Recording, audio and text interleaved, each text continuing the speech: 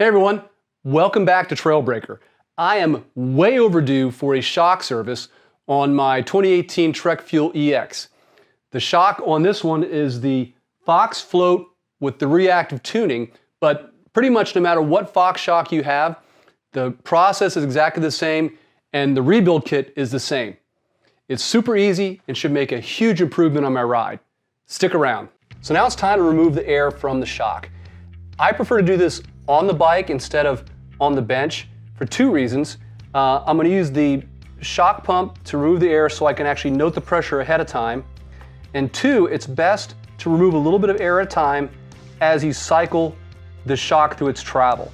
That allows the air to balance between the negative air chamber here and the positive air chamber, so you don't get what they call a stuck down condition, where when you remove the air, there's a lot of air trapped in the negative side and it will pull the air shaft up into the air can.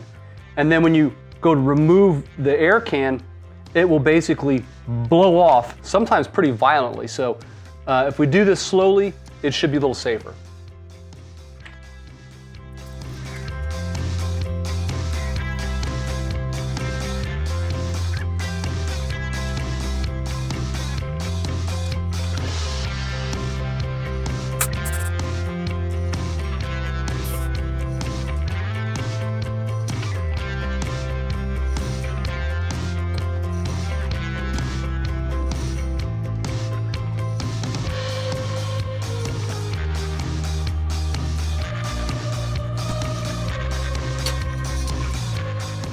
Once you remove the bushing and the sleeves from the bottom of the shock, now we can go ahead and remove the air can.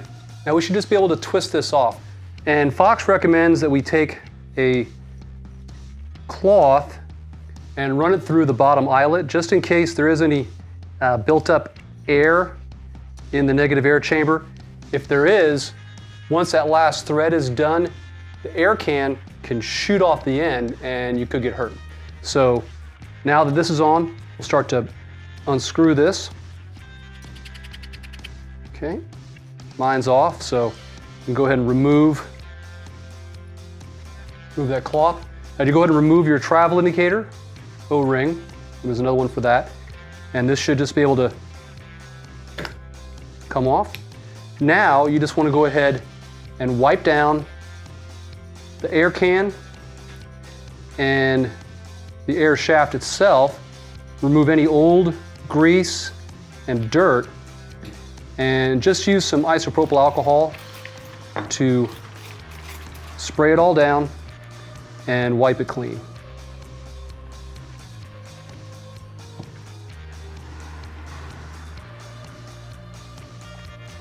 So your rebuild kit comes with a new quad ring on the air seal, 2 backup rings. There is a small O-ring inside the eyelet, as well as in the air can, there is a new dust seal, and if you can see it right in there is another quad ring and 2 backup rings. You also get a fresh travel indicator. So first thing we'll do is we'll go ahead and remove all the old seals. And I'm going to be very, very careful. I'm going to use this pick to bring the small O-ring out, and there it is. And these are easiest, just pinch them with your fingers and you can get underneath it with a pick. Being very careful to not nick any of the aluminum.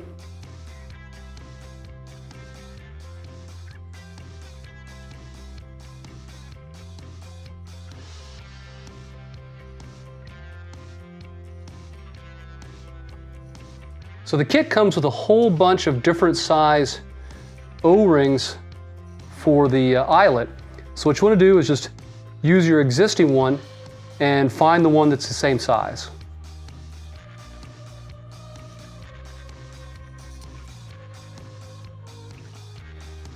And that's it right there. So they've been nice enough to include this little vial of the float fluid. So go ahead and put a little bit of fluid on this O-ring. And just pop it back into the groove in the eyelet. And you can see there's just a little groove that it sits into. You just want to make sure that's all fully seated. Now it's time to install the 2 backup washers, which are split rings and a quad ring. You just have to be careful. These split rings can be installed this way, can be installed this way, or that way. So there's an angle. So just make sure that it's installed properly, otherwise it's not going to fit.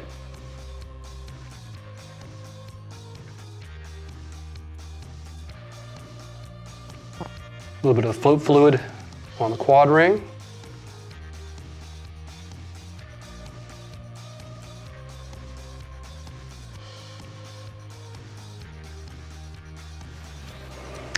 And the second backup ring.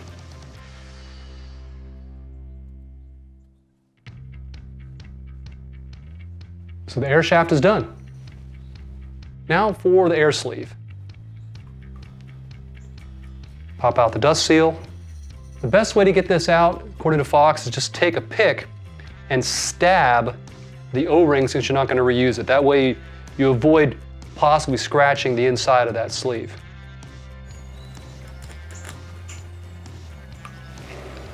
And there it is. And same thing, I'm just stabbing the backup rings to pull them out.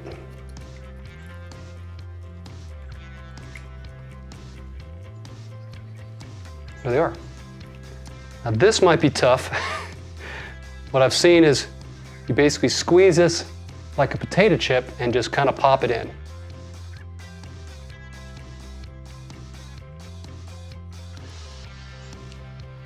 There's one. Little fluid on the quad ring.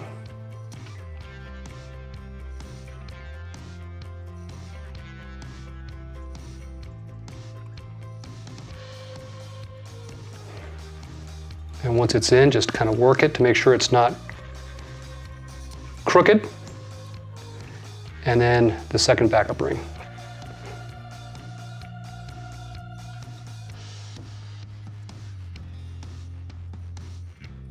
All right, I will be honest, that was a bear. If you get frustrated, just keep working it. Once you get that second backup washer in the groove, just pinch it, hold it, and keep working it till you get the rest of it in. Believe me, eventually it will go in. And last but not least, the dust seal, and this just goes in dry. Now it's time to go ahead and put them back together, and we're just going to put a little more of this float fluid on air seal and on the air can seal.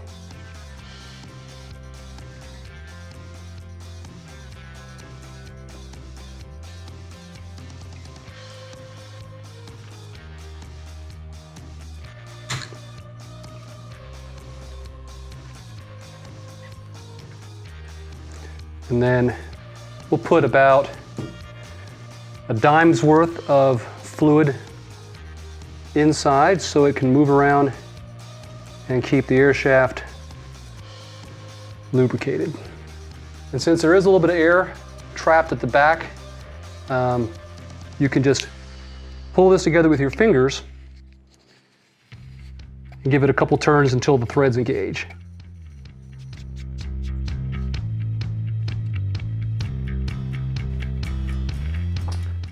Reinstall your fresh travel indicator ring.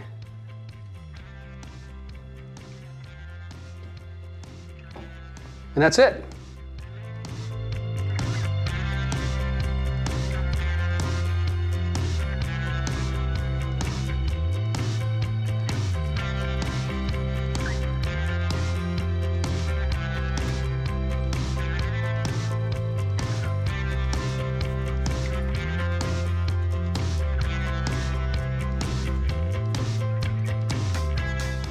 that was a fun project, and I can't believe I put it off for so long. I can't wait to test it out and see if it makes a difference. If you have any questions, please leave it in the comment section down below. If you like this video, please give me a thumbs up. And if you're like me and just refuse to act your age, go ahead and subscribe. Thanks for watching.